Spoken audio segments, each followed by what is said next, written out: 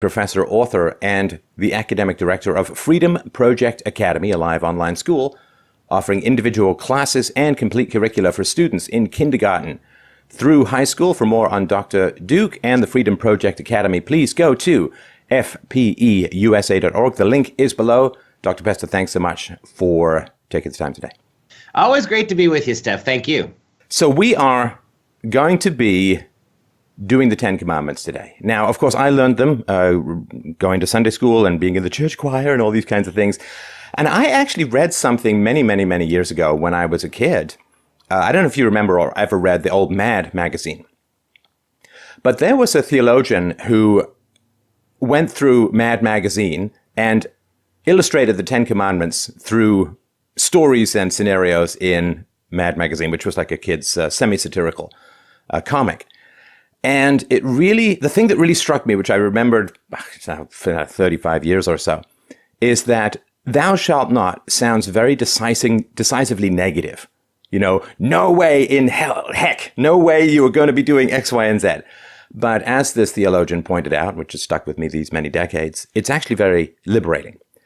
Thou shalt not go to Wyoming, or one town in Wyoming, or one room in one house in one town in Wyoming is not very restrictive because you have the rest of the world to go to. Thou shalt go to one room in one town in Wyoming. Well, that's taking away all of your other liberties. And so they have, on the face value, a negative and confining and commanding aspect.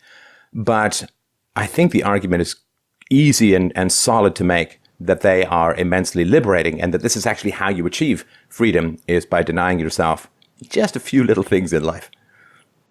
Yeah, I think that's well said. I think they're very positive, and I know different theologies list them as positive virtues. I think that it is not a negative to restrict people from murdering. I think that's a positive. And I think it would be much harder for the commandments to have advocated all the ways we should revere life that exclude murder. So I think that they are very positive, and I think that they're very uplifting too. When you think about what they mean, they all relate to each other in certain ways. The first three deal with how we would address and deal with God if he exists. And the last seven, which I really love, are interrelational in terms of human behavior. So you've got the first three, which kind of stand on their own. And those are the ones that tend to be a little bit more elaborated upon within the actual text in the Bible itself. I'm thinking of Exodus and Deuteronomy, where we get the two accounts of the Ten Commandments. The remaining seven are pretty straightforward. There's not a lot of codicils or appendices. There's not a lot of language tacked onto them. And so I think the way they talk about relationships between human beings is also quite positive. Right. Now, let's be very upfront about the issue of morality. I've had a chat with Dennis Prager, who makes a very strong case that at least until everybody becomes philosophical, which does not appear to be imminent based on the mainstream media's obsession with Stormy Daniels, but if you don't have a God, you don't have an ought. Right? It's the old Humean problem that you cannot get the ought from the is. Physics do not dictate how things should be. Ideal standards of behavior, or what I refer to as universally preferable behavior.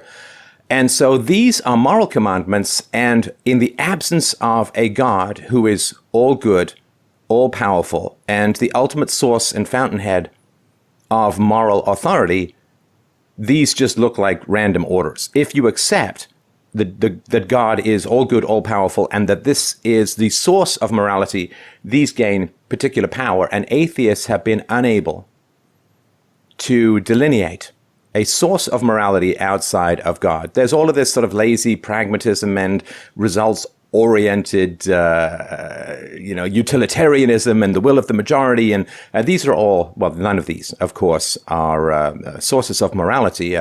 The mob is simply what just outnumbers you. So they're bigger and stronger and tend to be meaner and gravitate to the lowest common denominator. So I want to be really clear up front that if you're going to say, well, there's no God, you're going to say, well, these are invalid, then you have taken away a central support of civilization itself. Civilization is defined by self-restraint, and self-restraint is defined by morality, and morality has historically required God's commandments. I really, really want to be upfront with that, because people can say, well, I don't believe in God.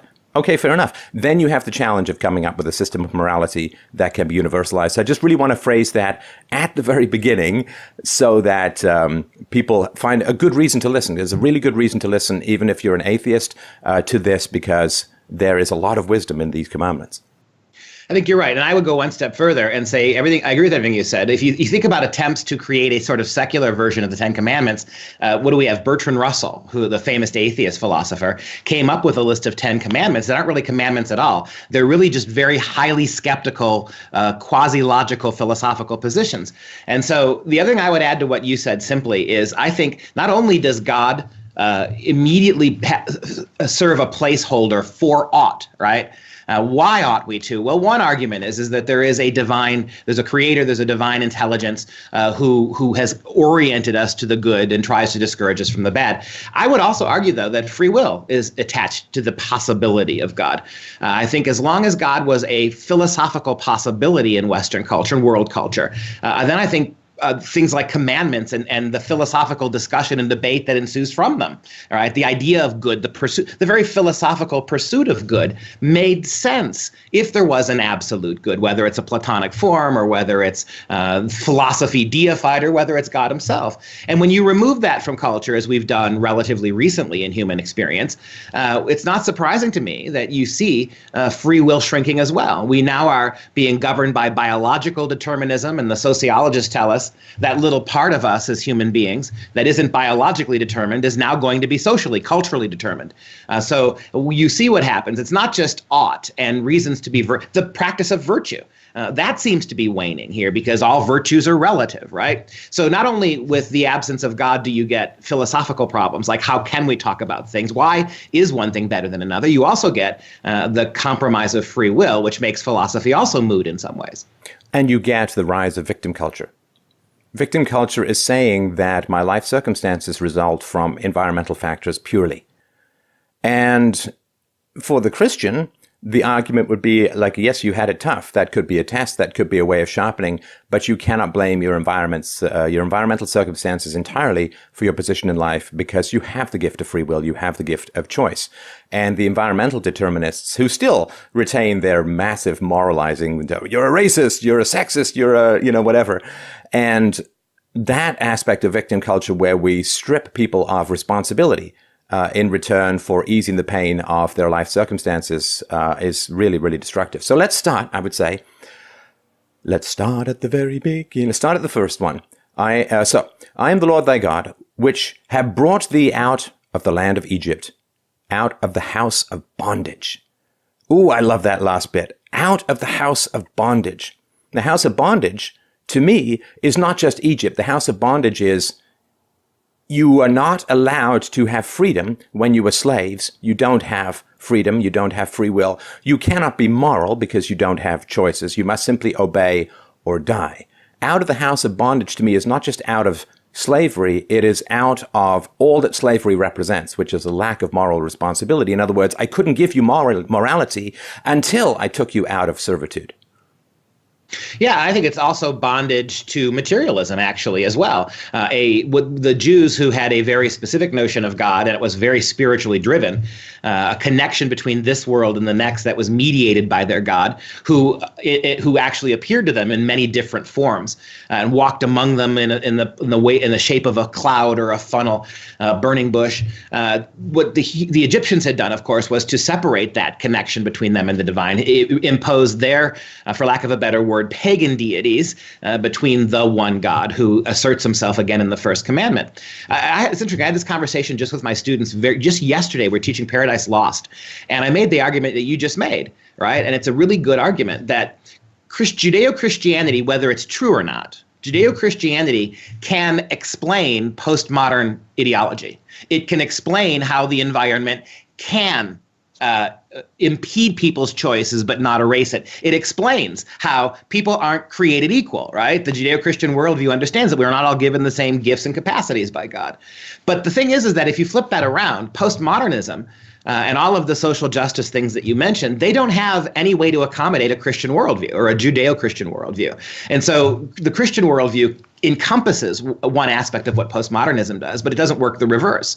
And I think that's a kind of bondage here as well. I think there's a liberation from how uninteresting does philosophy become in some ways if we can't talk about even the possibility of absolutes. Forget theology for a moment, which adds a whole nother level of interesting discussion. But I think philosophy itself, and you and I both share that. I mean, not me from a religious perspective, not as much for you, but we both share this recognition that philosophy, and it is also perfectly orthodox Christian too. Philosophy is perhaps the handmaiden of theology. It is the single highest thing people can do if we separate God from the equation, this pursuit of truth. And we can't have really interesting philosophical discussions either if we are in the kind of bondage to materialism that the modern world has embraced, which is why, think about what happens to philosophy on university campuses, Steph. There's no longer any new philosophy. We're not now creating philosophers who are philosophizing in wonderful ways at campuses. All philosophy has become is a dead subject. It's the history of philosophy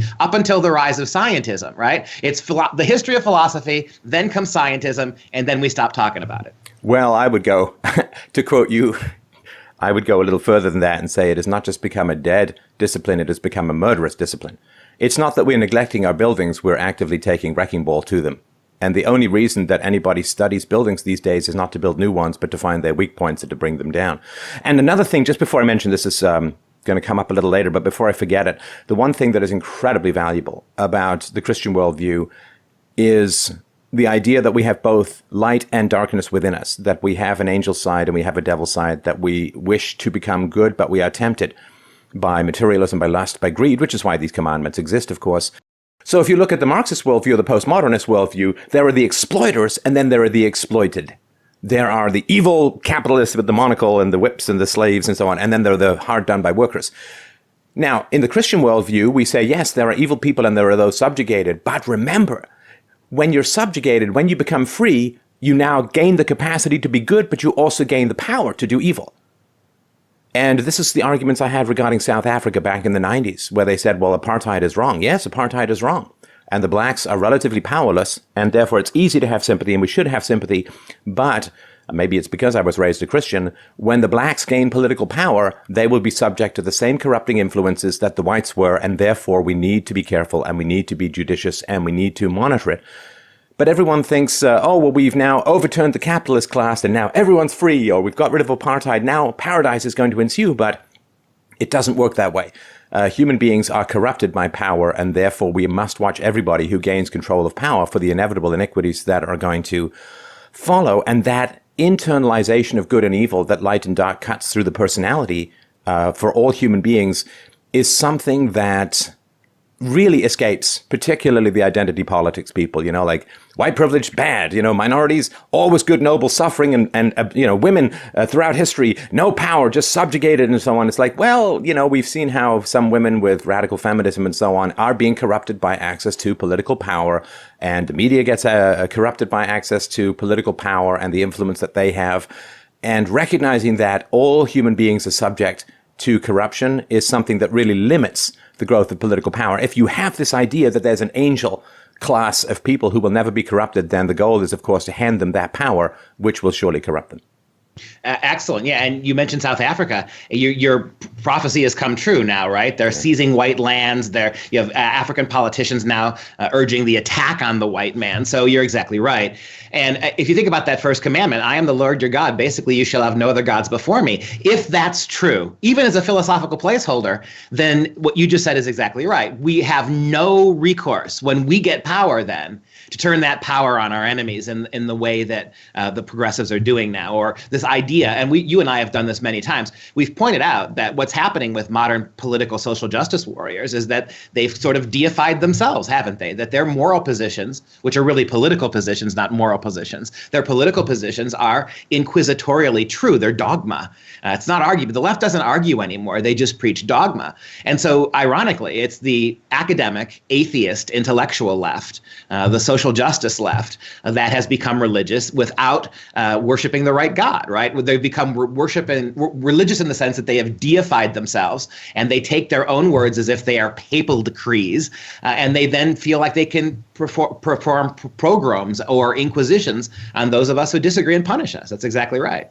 Oh, it has struck me many times how ridiculously ironic it is that the atheists have so railed against aberrations in general, like the Inquisition and so on, while at the same time setting up their own star chambers, dragging students and faculty in for wrongthink, cross-examining them, attempting to destroy their careers. It's like, you know, we're not supposed to reenact Arthur Miller's play in the modern world while claiming to be against some kind of Inquisition. Now, the commandment, thou shalt have no other gods before me. To me, when I was reading through these and thinking about these, there's a light and a dark way to look at these. Now, the dark way to look at this one is to think of the sort of the jealous husband. You're not allowed to have any other male friends. You can only look at me. You're, you know, like the really possessive but I actually don't think that that's a valid interpretation. I think, well, there's one aspect. One is that in a polytheistic society, you can't have much of a society because everyone believes different things. Everyone has different absolutes. And different absolutes, as we saw with the religious warfare in Europe, it doesn't work. You need a separation of church and state, or you need monotheism. But thou shalt have no other gods before me, to me, also means that because this is about virtue. This isn't about theology. This is about virtue, which means you must recognize these as the highest moral ideals. You cannot substitute the will of the people. You cannot substitute utilitarianism or socialism or pragmatism or communism or democracy or sex or a thirst for privilege. You must view these as the moral ideals. You cannot worship other things, because once you worship other things, you become detached from these moral commandments. Yeah, I think that's really good. And I think the word bondage, I think, gets pulled down into that second commandment. What is bondage? Bondage is, and the Old Testament bears this out, at least the cultural history of the Old Testament bears this out for the Hebrews, that to deify something, and it didn't have to be another god. It didn't have to be a Baal or a Dagon. It could be, lust for sex, or it could be the pursuit of power or money. The idea that to put another god, and it makes sense philosophically, right? If we have an ought there at the top, right? I am the Lord your God. If we concede that first commandment, then I love the fact that all the others are really, in some ways, footnotes. And they're kind of not even necessary. If we are following that first commandment from a philosophical perspective, which leads to a theological understanding, if we do that, then all the other ones become kind of, theoretically, they become kind of footnotes, because by following the Lord your God, you should not then interpose another God between you. And all those other things that are being warned about in the commandments, they're bondage, right? We can become bondaged, or we can be enslaved by false gods, or things that we elevate to the level of God, most dangerously ourselves. That passage from the Old Testament where God says he worries that that they will forget the hand that made them and come to worship the work of their own hands, right? They will, if they wander away from that first and second commandment, the first three really, if they wander away from those first three commandments that deal with man's relationship to God, then they will come to see themselves gods. They will worship the work of their own hands. And that is the most dangerous kind of bondage. And you think about the lunatic fascist leaders of the last 150 years. The one thing they've had all in common, even the worst kings of England or the worst kings of Europe in the Middle Ages, they always knew that there was a higher power who gave them their power and to whom one day they would have to answer. And that was a moderately restricting thing, at least, right? You didn't have that with your Hitlers or your Kim Jong-uns or your Stalins or your Maos. And the pursuit of power has always struck me as a very foundational form of enslavement. I can't fundamentally understand, Dr. Pester, why people pursue it. So if you now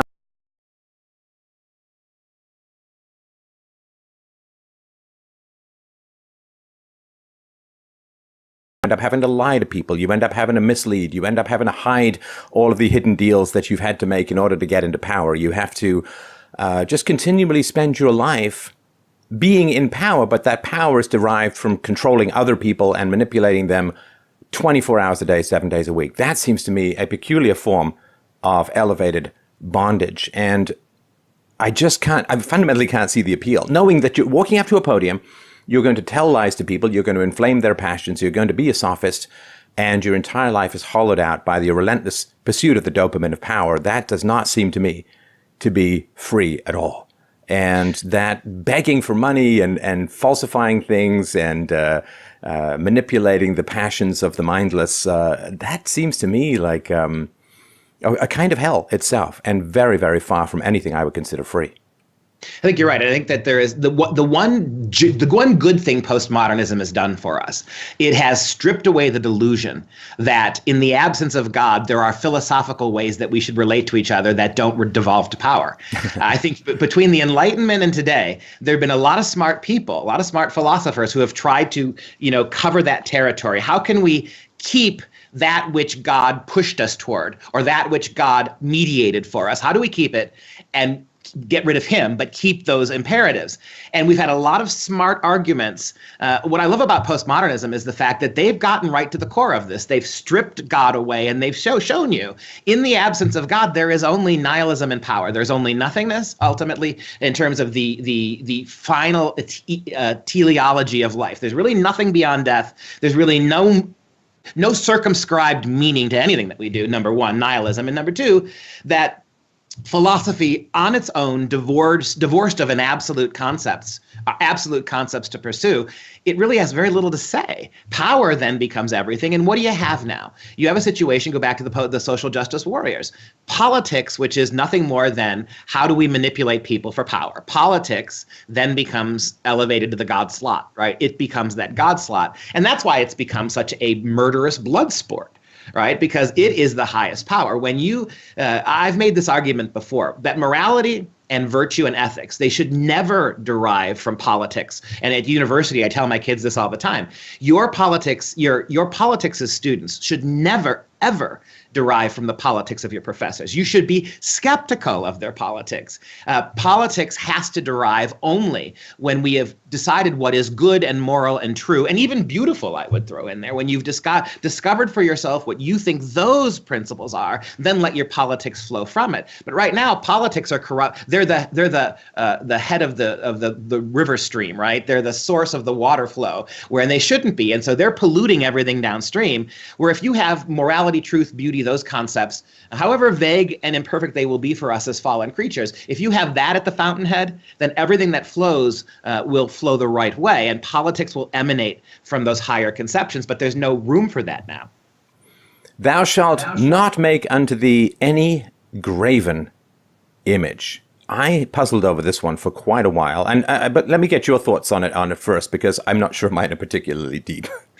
Well, I think it's a neat one. I think now also remember that everything biblical, everything theological from a Judeo-Christian perspective, philosophically, everything is both of its time and timeless. So there are aspects of almost everything that's said in the Bible that they all have their origins in a certain particular culture. Jesus spoke himself as a Jew living in conquered Roman territory. And so much of what Jesus says is contextualized for his listeners there, but has the higher theological truth, which is timeless. And I would say that that's one of those issues. You think about the world in which these 10 commandments were provided to the Hebrews. Well, what had happened? They had just been let out of bondage and slavery, and Moses was up on the mountain communing with God to get the documents about how God will relate to his new people, the people he had just liberated. While down below, Aaron, his brother, they begin to have a orgy around false gods. They create a false god, a graven image, a golden calf, because they're terrified. Moses has been up there 40 days, and they don't know if he's ever coming back, and they see all of this smoke and brimstone from the top of the mountain, and so they're terrified. They create a golden calf, and they worship it. And so I think that what that commandment says to me is something really meaningful today. It's not enough just simply to know who the one God is and to resist false gods. There are all sorts of graven images. I would argue a graven image today is money, right? You think about money, and you think about we impose presidents or kings or queens or emperors on our cash.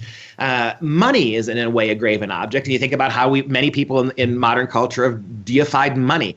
I think there are lots of things that we can inscribe. I think the warning here is that you're playing a very dangerous game when we, not just pictorially. I mean, when we think about that, we think today that I know what I think of. I think of how Islam takes us to a gross extreme, right? That any pictures whatsoever, any representative art whatsoever is evil and wicked. I think that's a radical as much of Islam is, a radical overreaction to the source text for Islam and Christianity and Judaism, the Old Testament.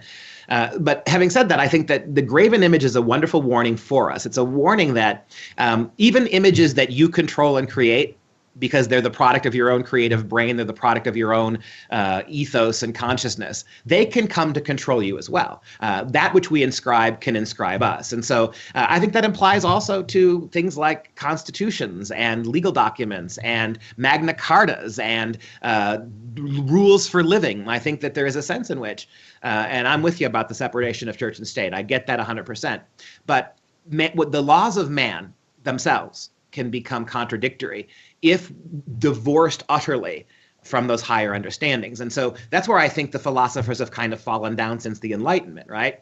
The founding fathers knew that they anchored everything they were writing about this new form of Republican government. They anchored it in the Creator. They knew that, right? Then that same generation moving forward kind of got queasy. Philosophers kind of removed the idea of the Creator, and then you're left with the document. And does the document have the same force? I think one of the reasons why the left is so eager to rewrite it is because the whole idea that our laws derive from the Creator has been removed in their minds. And now it's just a piece of paper. And I think there's a way in which man-made laws inscribe us if they're not part of a larger picture. And that's the big problem I see.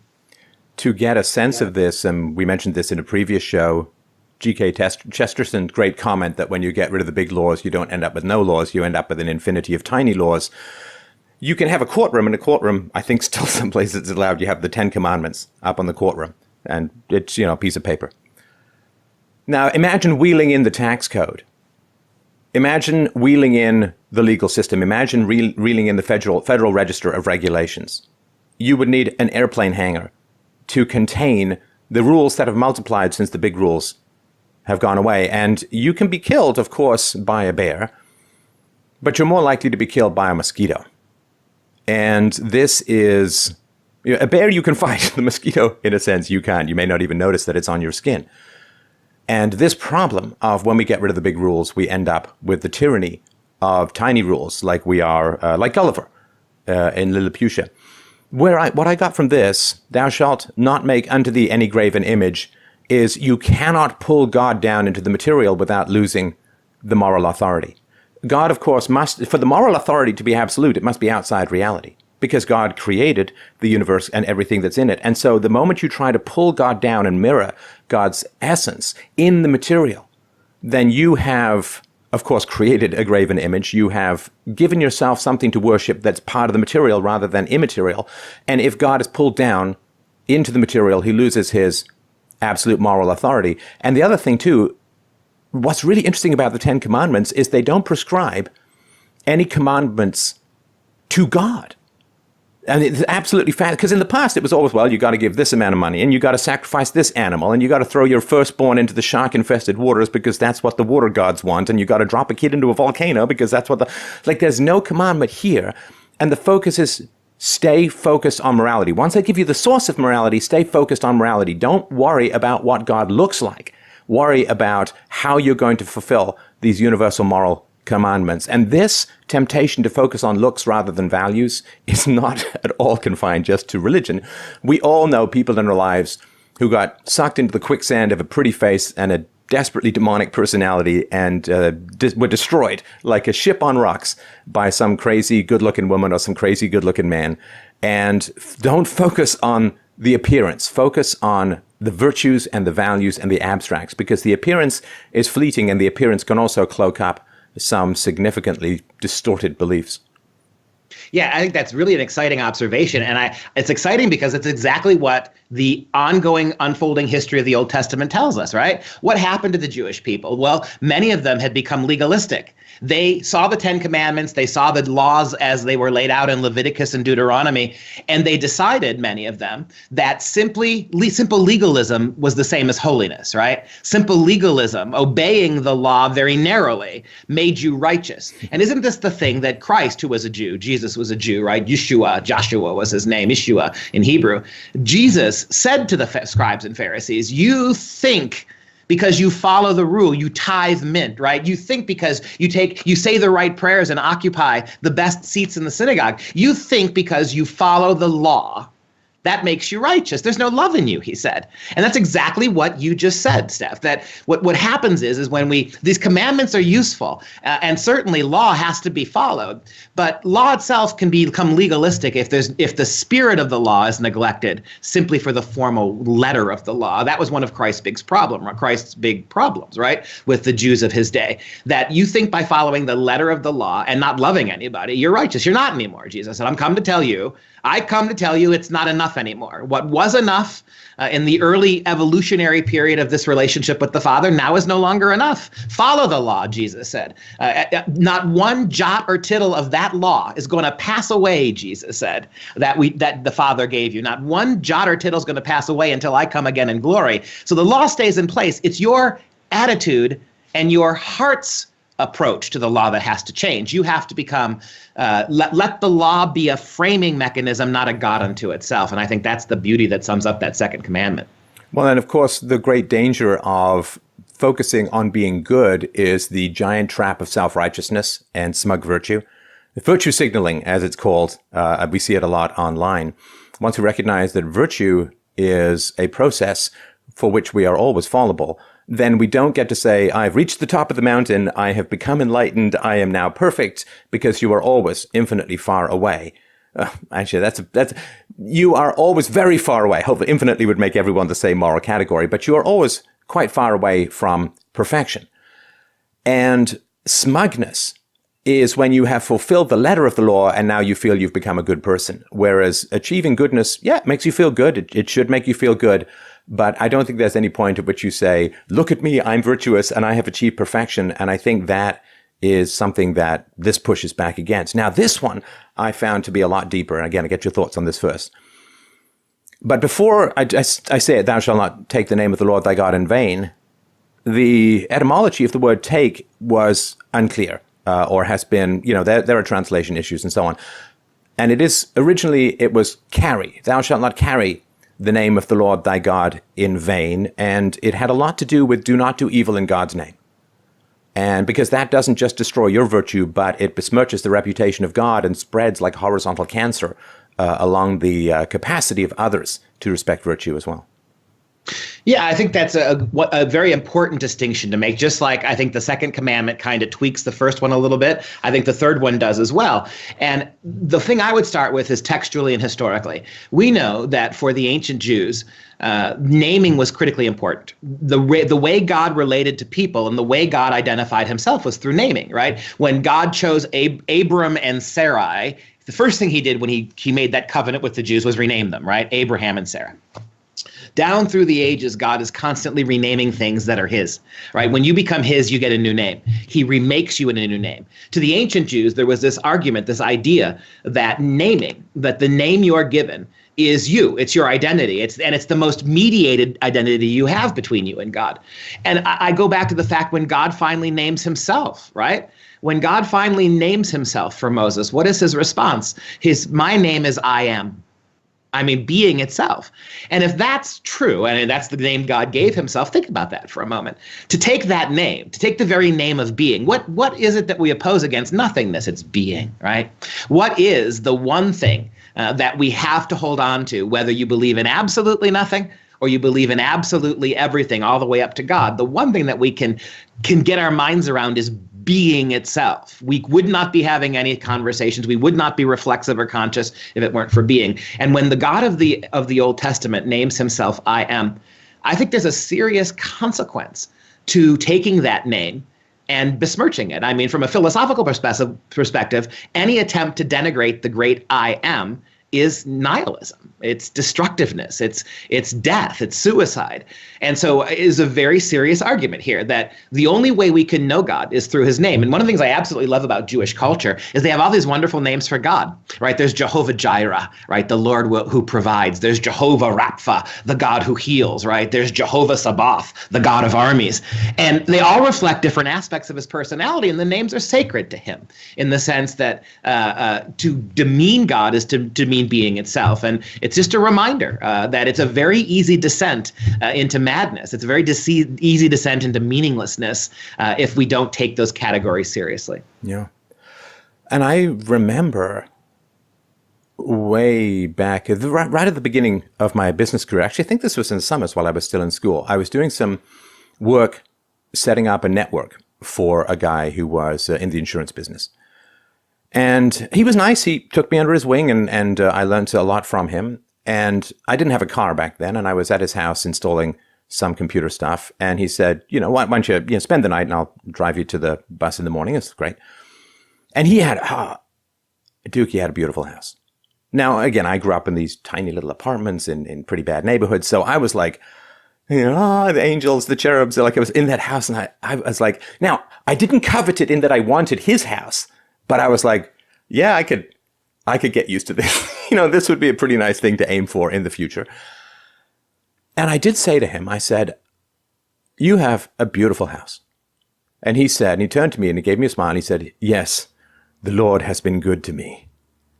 And I thought, ooh, I don't like that too much. Because is he implying that the Lord has been bad to me or for some reason, like the Lord favored? So the fact that he would ascribe his material success, which was the result of hard work and dedication and self-discipline and so on, to God's favor, to me, that is a minor instance of taking the Lord's name in vain. To saying that God has favored him because the implicit assumption there is that God is then punishing people who fail. And that's a very shallow way of looking at God's favoritism. God favors the virtuous. That doesn't mean that the virtuous always do well, because a sword is sharpened by sparks and a grindstone. And so that to me was a very minor instance, and I found that very off-putting because of what it implied about my family or the other families that I knew who were doing very poorly, which I think was not because they lacked God's favor, but because they had dysfunctions, they didn't work hard, they were self-indulgent, sometimes they were lazy, they lacked self-discipline, self-control, and yes, there was in fact some bad luck involved there as well. And that to me, when I was reading this, that really just popped, I haven't thought about this in years, it really popped into my head as a moment where I thought, I don't think that's the right way to use God's favor.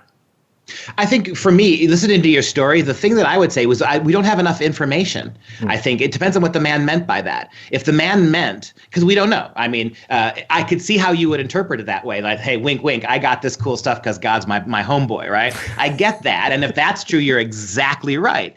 But another way to look at it is, and it depends on what the man was thinking, and we don't know, because I feel this way. I mean, the first thing I want to do whenever anything good happens in my life is acknowledge the fact that God loves me. I mean, that, that's kind of also a way, what that man said is also a way of expressing gratitude. What you're also saying, to you, it sounds like, okay, right? God gave me this stuff because he loves me. But to me, when I make those kind of statements, that's me sort of thinking out loud, thank God for what he's done for me. So without knowing the man's circumstance, there's a razor thin line there, isn't there, between the vanity of saying God supports me, so therefore I can do what I want, or I have what I have, or just acknowledging publicly and openly. Because that was my first thought when you told me the story, was, oh, okay, that's interesting. This guy has done well, and the first thing he does is acknowledge God. It seems to me the only way to really, a medieval monk once said this, and I wasn't alive then, of course, but I've never forgot it when I read it.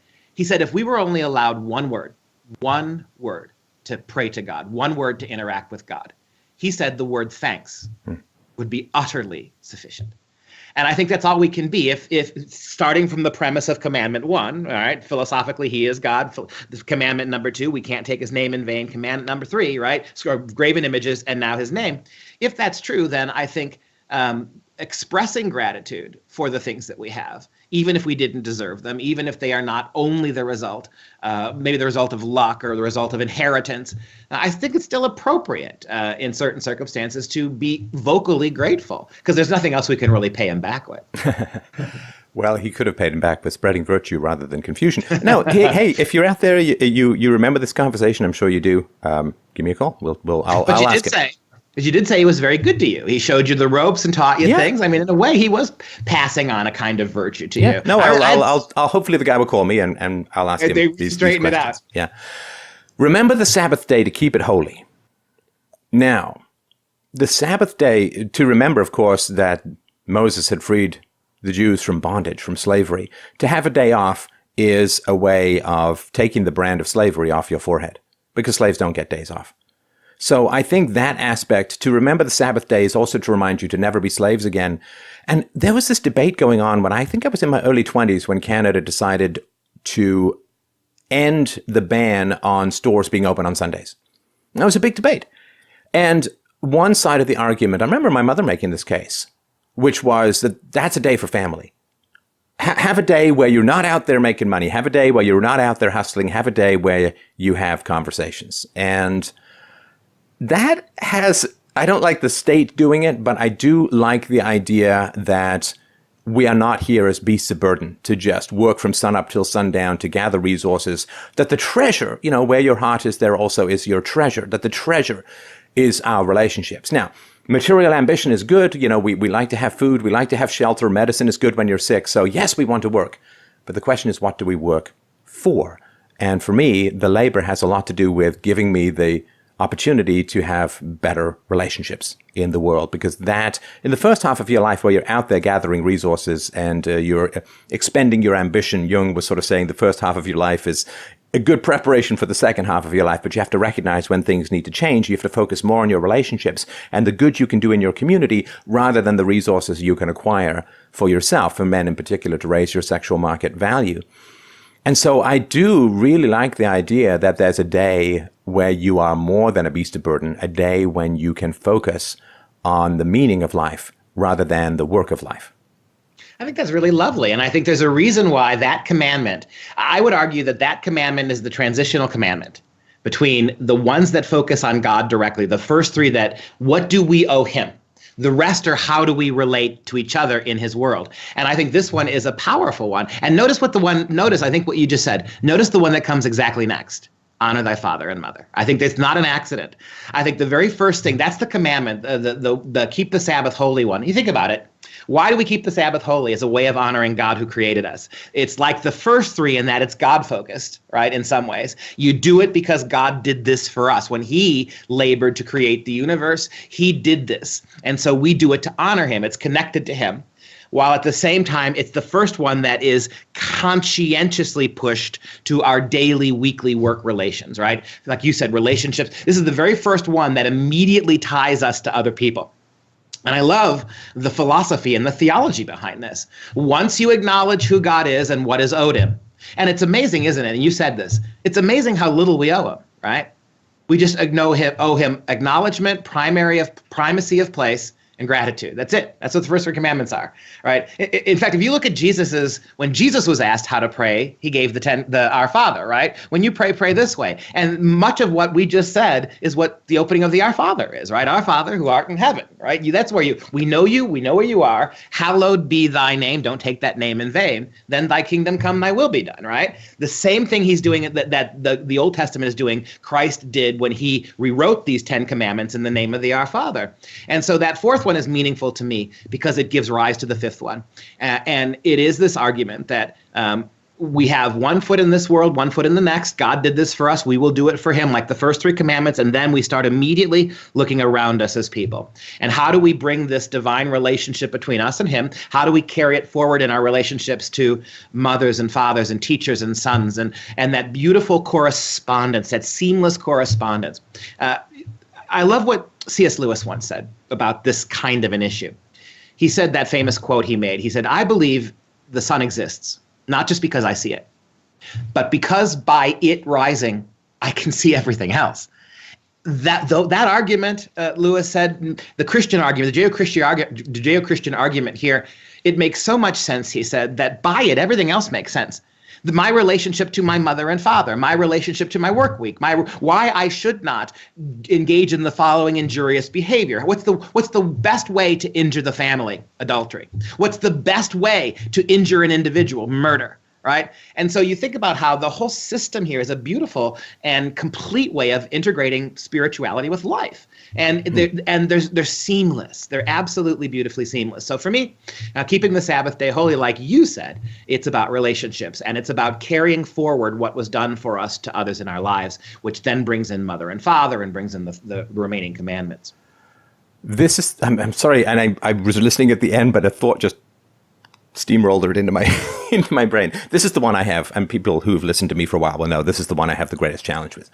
My father abandoned me. My mother beat me half to death on occasion. And this was a big challenge for me. Now, that having been said, the honor thy mother and thy father is the question of the continuity of values in a society. And that is important. We have, particularly sort of white Western European culture has been so demonized to the point where your parents, if you're sort of white Western European Christian origin, your parents were sexist and racist and slave owners and colonialists and war mongers and, I mean, just you name it, right? And therefore, to utterly turn against your history is to commit a kind of cultural seppuku, because there's nothing to defend, nothing to protect, nothing to preserve. But the thought that popped into my head, ooh, I tell you, it's against my will. Against my will, I tell you. But the thought that popped into my head was, and it came out of something that was a very immoral person, Duke, gave me a copy of the Screw Tape Letters and said it was important for me to read it. Which is one of these very odd things that if you were to script that in a movie, people would say, come on, that's too obvious. He's warning you about himself. He's telling you to get away. He's telling you to live a better life. And in the Screw Tape Letters, of course, which is a fantastic book for people to read, there is the argument that the best way to annoy the devil is to turn his temptations into virtues. If he tempts you with greed, then be more austere. If he tempts you with adultery, be more loyal. If he tempts you with lying, say that. So the very things that he tries to get you to do evil, you end up doing more good with. So, having thought of that, the long roundabout way is of saying, given how I was raised, the dedication that I have as a husband and as a father is that I raise my daughter without aggression. I raise her with reason. I've never yelled at her. I've certainly never hit her. And it's a wonderful relationship. And I wonder, tell me if this is just some weird brain-twisty self-justification in your perspective. But since my upbringing tempted me towards highly dysfunctional parenting, and I have looked deep into the dark heart of my origins and have said, I am going to go in as far the opposite direction, is that not in a way, it's too far. Okay, tell me what you think. Well, I honor my mother and my father by taking what they didn't do and turning it into virtue. That there is a way of honoring the moral disasters around us by dedicating ourselves to doing much better than they did. Not just for myself, because I've said, well, I don't want my own family life to be better, but over the years I have talked to hundreds and hundreds of parents, and we've got messages from tens of thousands of parents who've said, I am no longer going to be horrible to my child. You know, I've listened to what, so in a sense, this it was like the pullback of a bow. It went really far in the wrong direction, and then it kind of launched me to be a better husband and father, and also to spread better parenting practices through. I've got the experts on, I've made the case for peaceful parenting and so on. I don't know, I feel like there's kind of a thread to honoring thy mother and thy father by learning from their lessons and improving upon what they did, but it also feels like it could be some paltry square circle justification. It only seems like paltry square circle stuff, self-justification, if we forget that it's not just honor your mother and father. It's not, none of these commandments are about you specifically, right? Yeah. We must follow them. But think about it this way, Steph. It's honor also. Yes, we must honor our mothers and fathers to the degree that they are worthy of it. I mean, you don't have to honor specifically an abusive mother, but honoring the concept of mother and father. And that's where I think everything you just said connects with itself, right? So you had a mother and father who in many ways were dishonorable, right? Or weren't honorable to the degree that you weren't conflicted by the commandment. And nevertheless, you became a better parent yourself because of it. Why? Because you recognize, and this is, I think, the key, you recognize how influential, because and I was the same way. I come from a broken home too. Came from a broken home. My mom and dad got divorced when I was very young. Dad died young. We struggled a lot, didn't have much of anything for a while. My mom worked really, really hard, and it was just a very broken relationship all across the board. But if we also remember, too, that to honor the category of mother and father, no mother and father, no possible human mother and father can be completely honor-worthy. We're all broken, sinful creatures. But if we recognize the category, and this is why I think it's really so dangerous if you look at the culture. How many countries now are writing mother and father out of their documents. The United States is doing it. Obama did it, right? We're taking mother and father, even hospitals. Hospitals now on birth certificates are not putting mother and father as categories. It's just parent 1 and parent 2 and parent 3. I think the loveliness of this particular commandment is that regardless of the fallen people in our lives, no wife is perfectly a perfect wife. No husband's a perfect husband. No son is a perfect son. No friend is a perfect friend. If that becomes the reason, those frailties become the reason we back off the commandment, we've lost. And I think we're always pushing for the ideal. And if we can be better fathers, because our fathers were weak, if we can be smarter husbands because our fathers weren't completely faithful, if we can be better parents because as children we were mistreated, I think that commandment reminds us that the ideal is what matters. All of these things are ideal, right? I mean, we'll get down to this commandment in a moment, but the snarkers will say, "Well, the commandment says thou shalt not kill. That means you can't eat meat and you can't eat meat and you can't shoot deer for hunting." It's just absurd. These are not so ultimately literalistic, these commandments. They are, I think, reminders for if God is in charge of everything, he made the world for a reason, and he made parents, I think, as deserving of honor because they do what he did. God brought life into the world.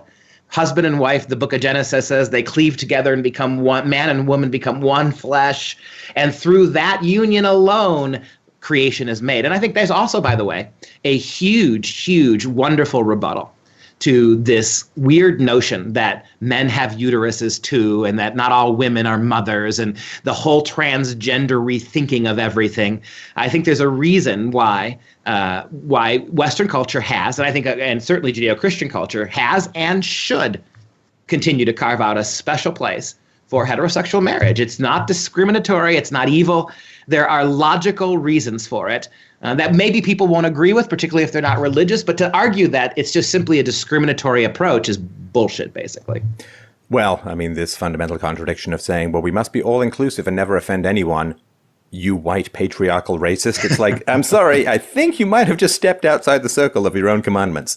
Now, the thou shalt not kill, okay, so there's a translation error, which is a challenge. So back in 1610, kill basically meant unlawful killing, murder, right? Because you can kill someone by accident. You can kill someone in a war, which is lawful, although the morality of it is certainly open to question, but it is the premeditated murder of another.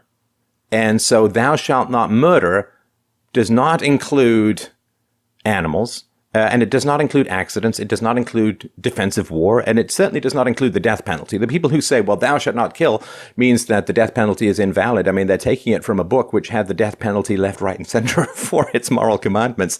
So thou shalt not murder is something that once you understand that it's murder, not kill, you are not violating the commandment if you swat a fly. We don't say, I murdered a fly, I killed a fly. And so once we understand that it is around murder, first, second degree, manslaughter, maybe negligence, whatever, but it's the unlawful killing of a human being, it becomes a little bit easier to, I think, well, it becomes harder to oppose from a rational standpoint. Yeah, I agree. And I think that one of the things I love about the system that's being unfolded here, this is a system of living. People just think they're a series of injunctions or they're bullet points, theological bullet points that are philosophically insignificant. No, that's not true. What you're getting here is an entire sort of woven together way of relating. And it all starts from the idea of God, that if God is who he is and he made us who we are, then we can honor all these aspects. And so I think the remaining commandments ask this question. What is the single gravest injury you can do to institution that God has ordained? Clearly, God made them male and female. If God existed and he created the universe, he made male and female, and he made them alone capable of reproduction. And he did it then so we can honor the family, right? And then going down further starting with this one, well, what's the worst harm? What's the worst injury disobeying God leads to when it comes to the individual? And I would argue that's murder, right? And so you start there. And as you work through them, I already mentioned this, what's the greatest injury you can do to the individual who becomes married and one with another? Well, it's adultery, right? What pulls that apart? And so you get this really beautiful framework here that supports and reinforces and broadens everything that flows, the love, the creative love that flows from God down through every aspect of his creation. Thou shalt not commit adultery. There are, of course, and we're discovering this with the sexual collapse of morality regarding the welfare state and the sort of debt-based fiat currency fantasy land that we're living in at the moment, adultery, of course, was unbelievably destructive in a society that couldn't conjure imaginary resources out of thin air by money printing, because adultery would lead to fragmentation of families, and it would also lead, of course, to children growing up without parents, or without at least one parent. And the protection of the family is the protection, in particular, of women and children. This is something that you very rarely see mentioned. People say, women are at risk. Okay, well, if you want women to be safe, marriage is the place for women. If you want children to be safe, then a stable marriage is the place for children to be. I've mentioned this statistic before, but I feel I can't do it enough, that in regards to something like sexual abuse, you are over 30 times more likely to be sexually abused as a child if there is a non-related man in the house. In other words, the boyfriend of the single mom and so on. The protection of the family is the protection of women and children. The protection of women and children is the formation of the bond and the respect and the trust and the security that allows for cultural values to flow from generation to generation, that gives you ballast, that gives you stability as a society. All that harms and undermines the functional and happy family is a blow to the base of the tree of civilization. It is termites in the foundations. You may not see it for quite a while, but by the time you do, the damage is enormous. Yeah, that's exactly right. And if indeed, see, we've come to, in this is one of those philosophical problems, isn't it, about getting rid of God? We got ourselves in all terms of trouble with marriage, right? Marriage always, it was understood, had a spiritual component, a religious component, not merely a civic or legal component. It was not just about love or choice of who you marry. It always had a specific religious component to it. With removing God, we removed that, right? And so, for the first 150 years of American culture, everybody assumed marriage was a religious, not merely a civic thing. Then we got rid of that really precipitously quickly. And now we've had this problem, right? And so if adultery, it's not just like everything you said is right, but it's not just the betrayal of the family, the exposure to danger of the children. It is also the sundering of a solemn promise and a solemn union made between a man and a woman. And what are you modeling to your own kids when you do this, right? And in the same way that we could not have, this is an argument I use in class a lot. Whatever you think about birth control and abortion, the reality is you could not have had, really, legalized abortion until you had legalized contraception. Because one of the things you're promising people with and don't get me wrong out there, audience, I'm all for birth control. But what I'm suggesting to you is that once you legalized and mainstreamed contraception, you were basically telling moms and dads, men and women, that you have an absolute right to sex without any complicated pregnancy or birth. And so once you guaranteed that, without having a absolutely safe way of making sure there were no babies, because condoms break, birth control pills don't, then you had to legalize abortion because you already promised people, right, that they could have sex without that kind of a consequence. And I think the same thing happened with marriage. I think you think about what happened with, we desacralized religion. We made the union between a man and a woman no different than any other sexual union between a man and a sheep or two men or three women. And when you did that, you by definition had to create a world where mother and father themselves had to go. And I think that when you think about how these things unravel over time, how much of it, you go back to that first philosophical question we started with, the family doesn't mean it. Does the family really mean anything without the idea of God going back layer after layer after layer? It's a fair question, I think. Well, I was shocked, of course, as a lot of people were, that in the latest omnibus bill spending, what was there, $500 million to Planned Parenthood.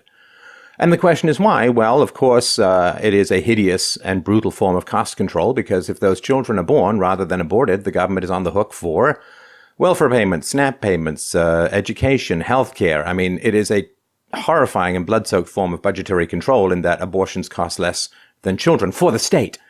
And this is part of the brutality that happens when you get these massive transfers as well. The question as well of keeping promises is very, very important. And I feel like I'm half writing my autobiography. But I remember when I was in my early teens, and my mother would get angry. She said, "Oh, you got to keep your word to me." And I remember yelling at her once, "Did you keep your word to Dad?" Because she made a promise, as did he, to stay together until death did them part, and they did not. So I don't have a father because you didn't keep your promise to dad, but now you want me to keep my promises to you. There is a fundamental authority that does not exist in any rational universe unless you model it first. And again, this does not mean perfection, of course, right? But if you want people to keep their word to you in the small things, you have to keep your word to them in the big things. And the promise to stay together is a promise to the children, fundamentally. It's not even to each other, because it is for the best of the children that you find ways to work it out, that the children see a loving, modeled adult relationship and so on. And breaking the marriage is breaking the vow, which fundamentally is for me to the children. Marriage is it doesn't mean marriage has no meaning to people who can't have kids or are old or anything like that. And that's fine. But that, I think, is where people face their challenges, is in attempting to impose a morality that they have not followed. And that's positional, because that's based on power. Now, if we can drop into the thou shalt not steal, again, seems kind of simple. But if you think about it in terms of what is immorality, in many ways, I think immorality can be defined as the immoral enacting of a desire for the unearned, right? I mean, so it's not just don't take someone's bicycle or something like that, but don't steal their reputation, don't malign, don't steal their husbands, which is the adultery thing, or don't steal their wives, don't steal their happiness, don't oppress, don't and so on. And I think thou shalt not steal, if it's expanded to more than just property rights, which of course it represents as well, it becomes a much more subtle and wide-ranging. I mean, I'm not, every time I go into a store, I'm not like, well, I could pay for this, or I could just steal it. I'm not tempted by that. But we're all tempted by other forms of theft that can be a lot more pernicious. Yeah.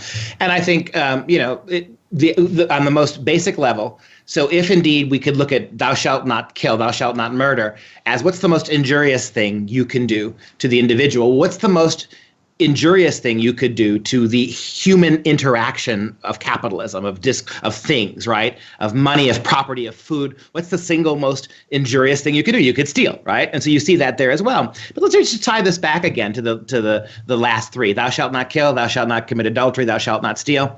You also said, and I think you're exactly right, that they have spiritual, metaphorical, and philosophical associations as well. So, all right, is it possible that by mainstreaming adultery as we have in this culture, right? I mean, adultery is no longer certainly illegal. It's not illegal to be an adulterer anymore. We took the laws away from that. For a long time in this country, it was illegal to commit adultery. It's not anymore. We kind of culturally now. I'm sorry to interrupt, but also, if you are an adulterer, you would sometimes be kicked out of a marriage without compensation.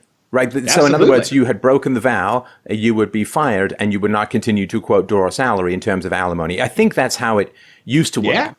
Yeah, you would forfeit your rights to childcare too. Yeah. Absolutely. And so we've gone so radically far the other way, where we kind of raise an eye. We don't think twice about adultery. We don't even use the word adultery anymore, right? People have affairs. We have open marriage now, right? What is open marriage but the adulterization of marriage under the guise of something wonderful, right? So you think about how adultery, we talked about, leads to broken families. And so what are we stealing from kids? What does adultery allow us to steal from our children?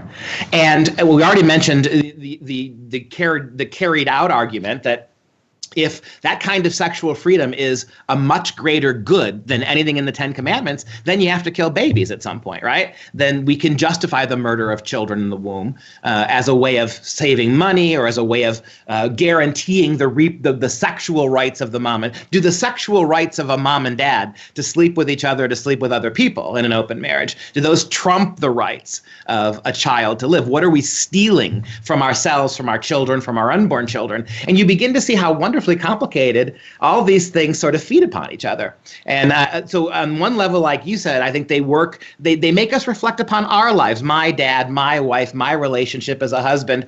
But we also want to keep thinking about, too, the interrelatedness of all of this, because none of us are perfectly wife, husband, or child. And so I think when you look at them those ways, we can keep our philosophical sanity, a better world to hope for, a system that God put in place that because of our sin, we turn into bad things. He didn't turn them into bad things. We turn them into bad things. And yet it also directs us back to him, right? What's the path out of this? Climb back up to the top of the commandments. Reorient your life and go back down and fix things. Thou, not meaning you, Duke, specifically, This is the That's generic. right. Thou shalt not bear false witness against thy neighbor. Now, this sounds like a court situation, but it's not, because it doesn't say in court or when being judged in the judiciary. But it is around truth-telling generally.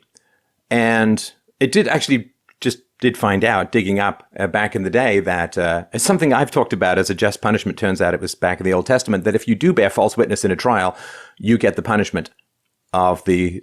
In other words, if you bear false witness in a trial that results in the death penalty, or would result in the death penalty, the punishment for that perjury is the death penalty. Like, you get the punishment. And it's something I've been talking about for a while. But not bearing false witness against thy neighbor, to me, this has a lot to do with gossip, and also with the poison that can occur when the back channels of communication turn toxic. And I think we've all had, at one point or another, experience of people who've been alienated by lies, people who have lost relationships through lies, people who've just gotten into enormous trouble by telling lies, or even repeating things which could kind of be true, but which aren't particularly useful, just to get attention for yourself or to see like you're on the inside. And it can be a tricky one to keep if you think about all the ramifications of what you repost, what you spread, what you talk about, who you influence, not bearing false witness. In other words, not saying things that I think are both true and useful. It's a complicated one to keep.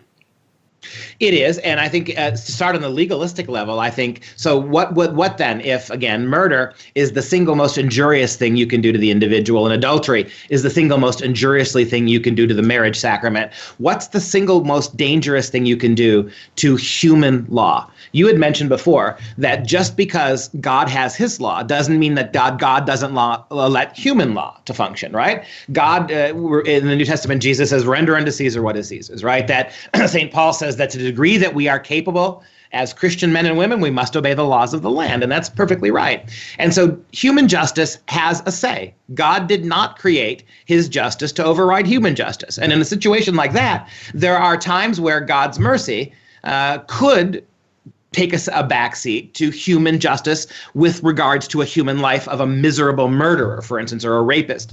And so the death penalty is not the same thing as we hear this all the time, right? If you're anti-abortion and you're pro-death penalty, then you're a hypocrite. I mean, that's the worst kind of cheap apple oranges kind of non-philosophy. And I think how much more complicated and interesting and philosophically satisfying is what we're seeing here. And in that argument, right, bearing false witness, it is on one fundamental universal level, it is corrupting human justice, isn't it? It is saying or treating people unjustly, falsely, accusing them of things they didn't do. It is a corruption of human justice. And human justice is much more prone to error than God's justice. So what are we doing when we not only are we perverting human justice and causing it to become dysfunctional, to punish people who don't deserve it, reward people who don't, we are also then, by definition, we are calling into question God's justice. And so it goes right back to that first commandment again. And I think and what you said, though, is true. It's also the other. It's not, be careful how you interpret it. If you never have a lawsuit in your life, you've never testified for anybody in your life, it doesn't mean that this commandment doesn't apply to you. It means that, like you said, in our day-to-day dealings with ourselves and others, and you can do the same thing to you. You can bear false witness against yourself, too. You can wear the hair shirt and flagellate yourself. You can or forgive yourself for things you have not solved. Yeah, absolutely. So I think it's a really broad and it's one of the commandments, when you stop and think about it, that nobody remembers, who doesn't. But it's also one of the ones that's perhaps really, really one of the more relevant ones in today's culture. Well, I also think it's a way to push back against the great temptation, which is to tell a lie for the right reason.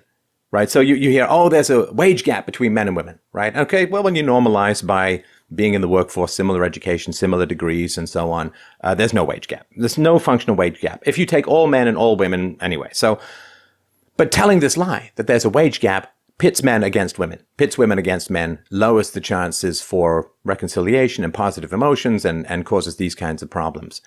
When you say there's a rape culture and you inflate statistics of rape, again, maybe you feel it's for the right reason. I remember back in the day, there was massive inflations of the number of anorexics in America, again, to sort of slander capitalism as creating all these impossible standards and so on. So to me, this issue is important when you say, oh, all disparities between the races are the result of racism and so on. Well, let's just say that's an open question. There's lots of factors that go into it. So I think those pushbacks are really important. And the one thing that popped into my mind when I was listening to this, here we go on brief story time. So many years ago, I had a friend whose marriage was in significant trouble. Now, they just had a new child of a number. And, that can be tiring. You're up all night, right? So they were considering a split up. And I was on a walk with the wife, and she was angry and upset and frustrated. And she said, I'm just going to go date a stockbroker, or I'm just going to go date a handsome doctor, and I'm just going to move on with my life. Now, the question of bearing false witness is not just about avoiding telling lies. It's about withholding the truth from people when they really, really need to hear it. And I remember saying to the woman very clearly, no, you're not. No, you're not. She's like, what do you mean? And I said, listen, you have kids, you have a husband, and that means that if there's some tall, good-looking, rich doctor, he's not going to choose you. Like, I'm sorry to give you these he's got options. He's not going to want to get involved in some messy divorce where a woman's still breastfeeding and there's a husband who's kicking around who doesn't like him being. He's got options. He could just go date some 25-year-old single woman who doesn't have all this baggage. You are not going, this fantasy, like whether you stay in the marriage or not, I encourage you to stay, but this fantasy that there's this wonderful bachelor stream of hot, hunky, rich, brilliant men who are going to date you, that's not real. That's not a reality. And there was a long pause. Because to me, I was not going to bear false witness and feed the delusion that there was this grass is greener fantasy on the other side of a divorce. You're going to be poor. You're going to be lonely. Work it out with your husband. Now, fortunately, I think largely as a result of this wake-up call, and I talked to the husband as well, they stayed together, and they're together to this day. So to me, not bearing false witness also means do not feed people's delusions. Do not stand idly by when they say things that are false and destructive to themselves or others. Well, I think the commandment also understands a related issue. Bearing false witness leads to tyranny and oppression. Look at what you and all of us who work on the internet, on the conservative side of the internet, are going through. How are they silencing you? How are they trying to make the videos that we produce much harder to be seen? It's under a false premise, right? They are attributing to us, and I've watched your show enough, they're attributing to you all sorts of things that you don't say. They're attributing to you all sorts of things. They're bearing real serious false witness to you. And if it was just a matter of insulting your intelligence, you could deal with it. But they're using their power to censor now. They're using their power to make it impossible to be heard. And that, I think, that's in the commandment. I think with all of these commandments, and I think we've now established that they're not just individual bullet points, they're a holistic system of relational being that one cannot be separated from another. You understand that? And this is the kind of thing that could you make the argument, and why couldn't you make the argument that the gravest sin of the Nazis was bearing false witness? I mean, that what really stoked all of that rage and anger was lies to themselves, lies about Jews, lies about reality, lies about nature. When you see it that way, I mean, it's pretty. The consequences of that commandment are really globally staggering.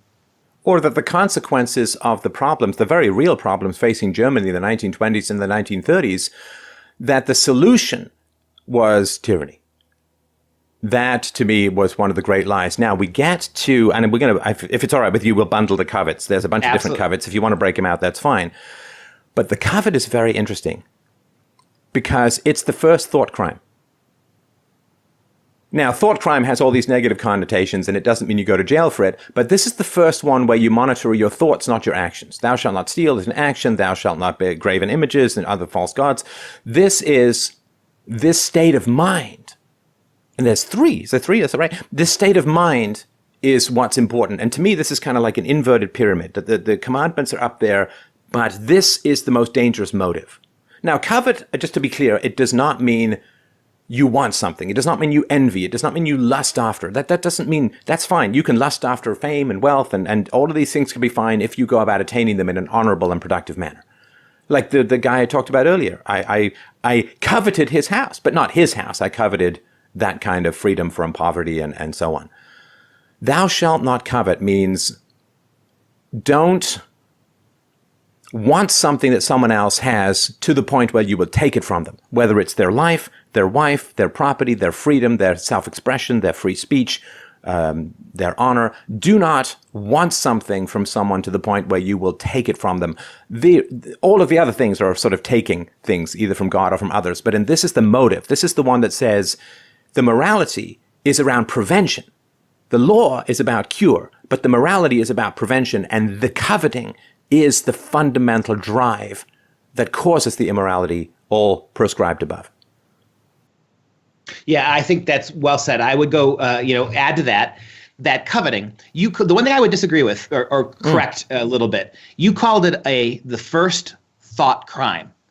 If it's a crime, then it's a violation of the state, and the state has to get involved in punishing it. I would call it the first thought sin. Right? That's better. Yeah, that's a much better way of putting it. We've lost the category of sin. Once we got rid of God, we lost the category of sin. And sin, think about it, Steph, sin is the one thing that we are primarily responsible for. Crime, we may be driven to it by poverty, or crime may be a consequence of our social circumstances. Diseases, we can't help because we didn't inflict them on ourselves. But sin, if the category of sin exists, then sin is what we are mostly responsible for. We can't devolve it off on culture or anybody else. And so to call them coveting is a thought sin. And in other words, what you're doing is you are desiring something that may not be good for you, that may not be yours. Like what you said is different. Desiring not his house, but a nice big house. That's not the same thing. Boy, I want this guy's wife. She does something for me. And that kind of covetousness, it is a thought sin. And Jesus was exactly right about this. He said, don't worry about the sins on the outside. Don't worry about what you eat or drink. I mean, what you eat goes into your mouth and out your butt. I mean, literally, he said, you shit it out into the draught, right?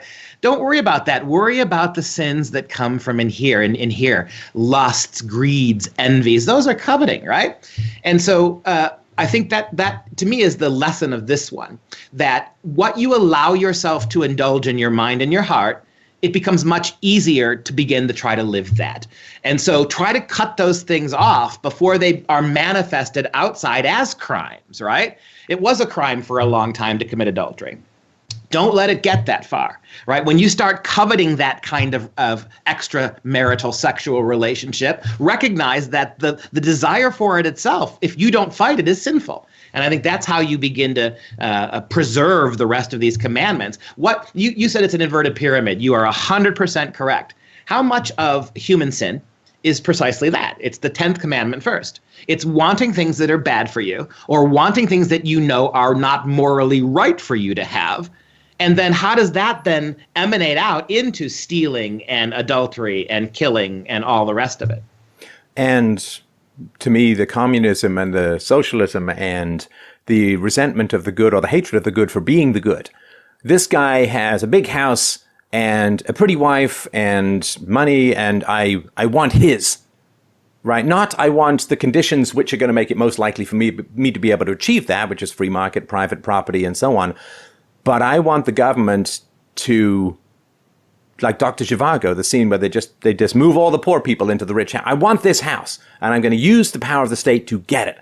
I want money. I'm going to use the power of the state to get it. I want a raise. I'm going to use the power of the state to achieve it. That, to me, comes from coveting, which is not a desire to have an opportunity. It is a desire to have a result paid for by others at the point of a gun or at the point of a sword. And that, if we could sort of get people to understand that if they want things, then what they need is an environment which best facilitates their opportunity to achieve those things and sustainably achieve those things. I mean, so you get to move into Dr. Zhivago's house as somebody who loves communism, and then the water stops working.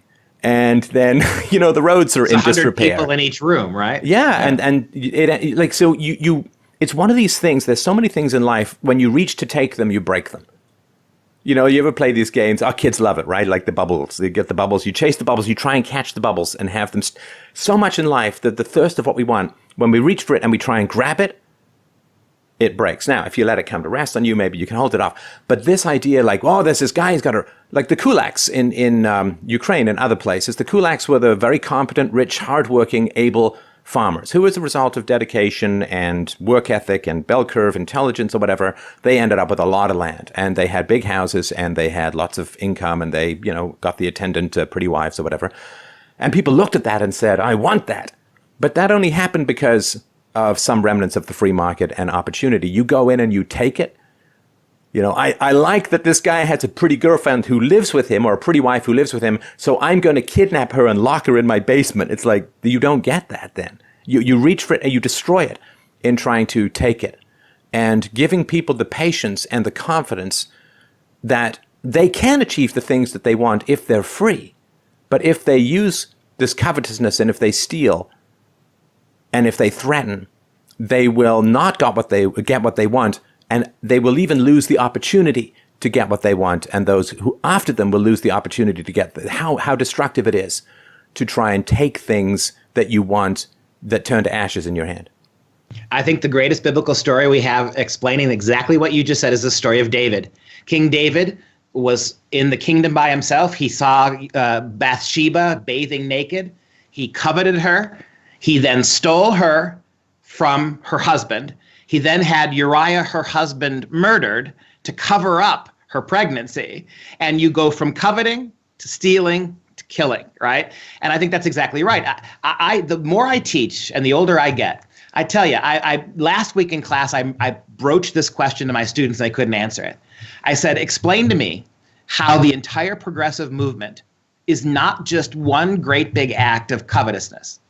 And they had no answer. And most of these kids, by the way, identified as progressives. Explain to me how progressivism in all of its forms, from socialism and Marxism to social justice warriorism to all of it. Give me an example of how it's not predicated on the fact that we have the right to not just covet what other people have, but to take it or to kill for it. And they had nothing to say. And these progressive kids had never thought about it that way. And they were never allowed to think of it that way. And I think you said it, and I think that's exactly what the premise here is that what do all of these progressive movements have in common? They tend to be, first and foremost, godless, first and foremost, materialist, right? They are the first and foremost ethically relativist.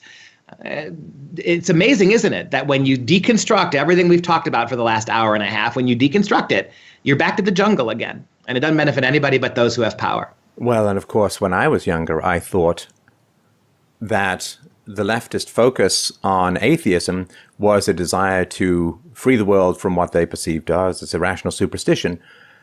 Tragically, and I may say it took an embarrassingly long time for me, Duke, but tragically, they simply wished to remove the impediments to doing evil. And the Ten Commandments are what you can use. Again, we can make the case for the source of them, but let's just say that for this case, for this thought experiment, that they are absolute, whether you're religious or secular, this is the barrier to evil. This is what keeps evil at bay.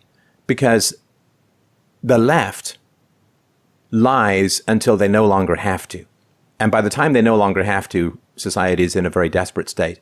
So the left will say, well, we want female equality. Or the left will say, well, we want to reduce this statistic or up this stat. We want justice. But they can't ever use the word justice, because justice is equality of opportunity. Social justice, which they use, is equality of outcome, which requires tyranny. And all of the sins that go from covetousness, because covetousness means that you can't even be honest. Like you walk up to someone and say, I'd love to kill you and marry your wife.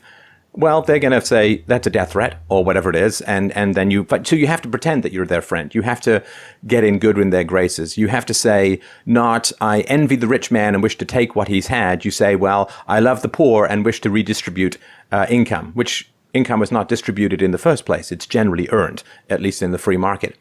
So the amount of bearing of false witness that is required for covetousness to cover up its own motives and its own actions. You have to say, we want government regulations for the cause of social justice, rather than saying we wish to initiate force against peaceful people to take their stuff. Like you have to lie about everything and bear false witness about everything. and the corruption that comes from the covetousness, which dare not speak its own name, which is almost always the case, significantly puts the smoke tendrils of obfuscation and sophistry through the mental arteries of the society to the enormous detriment of everyone.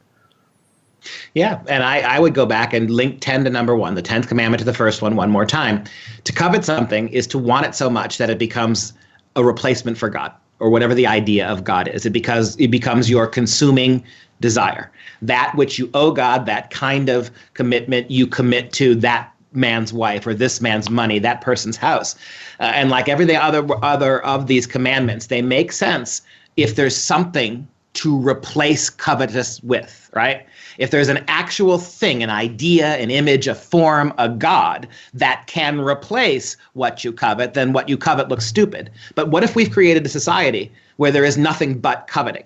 And I think that's what progressivism is. It's a society built only on coveting. That's why they'll never stop. C.S. Lewis said that, right? That man who torments you because he's greedy, he can be satisfied at some point with enough money. But that man who torments you for your own good will never, ever leave you alone. He can never have enough. That's covetousness, right? Perfect definition. Right. So let's close with this, which I'll put the very brief thesis out, and then let me know what you think, if this is valid or not. The one thing that is, to me, one of the most remarkable achievements of Christianity is its universality. So if you look at something like Judaism, there's very strong in-group preference and to some degree suspicion of outsiders. The same thing is true with Islam, and there are other religions where the in-group preference and the morality generally applies to those on the inside. It's a tribal phenomenon in many ways. Christianity takes the tribal element out of it and creates universal ethics. Now, I don't think it's any accident then that out of these universal ethics has come universal rule of law, has come growing egalitarianism for races, for ethnicities, for genders, and so on. That aspect of taking morality out of the in-group preference, out of the tribal element, and universalizing it is a great strength, and I think also a great challenge for Christianity because it lends it to be open to sort of guilt, manipulation, exploitation from the outside. Do you think that's a fair way to look at the particular addition of Christianity to these commandments? I think what you say about the universality of Christianity is true. The idea that Christianity, once you accept it, makes you part of a universal brotherhood. I think that there's a lot of truth to that, and I think that like any other religion, Christianity is prone to, because it's practiced by people, it's prone to being abused. And so I'm very willing. See, I don't think you can completely separate the behavior of radical Muslims from Islam because there's too much documented orthodoxy tied up with the faith and how the faith was recorded and how people behave. But in Christianity, I think you have a clear set with these 10 commandments, for instance.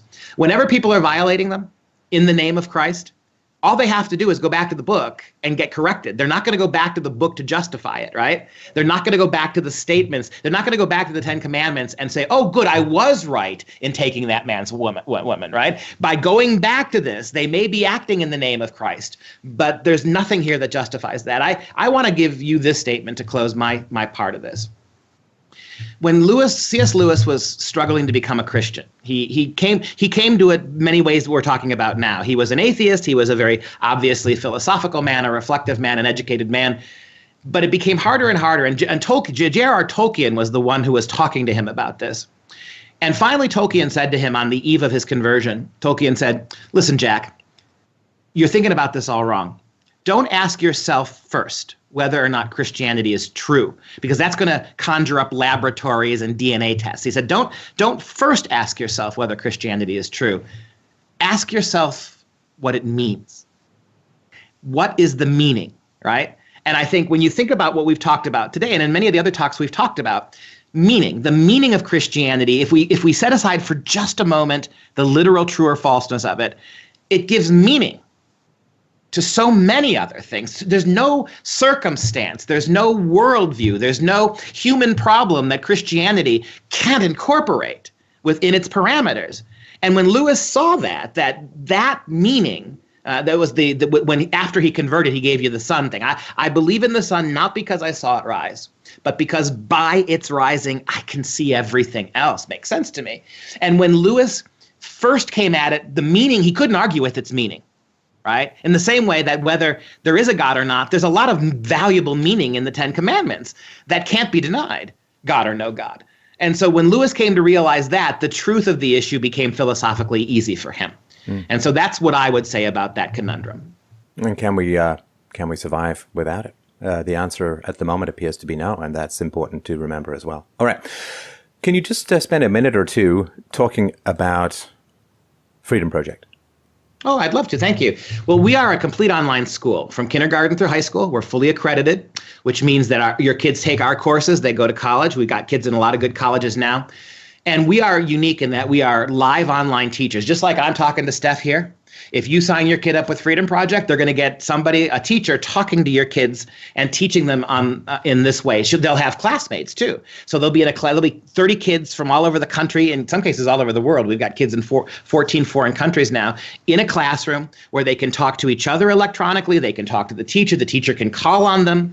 It's recreating an absolute classroom experience in front of your computer. The kids are at home. There's no bullying. There is no sexualization. There's no radical progressive politics. There's no lunatics with guns trying to shoot your kids up.